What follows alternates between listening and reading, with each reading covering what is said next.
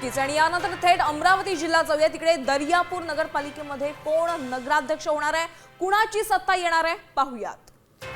दर्यापुरात मंदा भारसाकळे काँग्रेसच्या संभाव्य नगराध्यक्ष होऊ शकतात। सत्ता कुणाची ते आपण पाहूयात। दर्यापुरात काँग्रेसची सत्ता येऊ शकते। 16 जागा राखण्यात काँग्रेसला यश मिळू शकतं।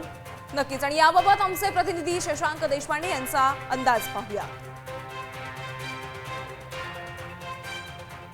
दर्यापूरच्या नगरपालिका इमारतीमध्ये उभा आहे। दर्यापूरच्या या निवडणुकीच्या राजकारणाने सध्या चांगला जोर धरलेला आहे। दर्यापूरमध्ये काँग्रेस स्वबळावर उभी असून भाजपाने राष्ट्रवादी काँग्रेस अजित पवार गट यांच्यासोबत युती करत आपला उमेदवार दिला आहे।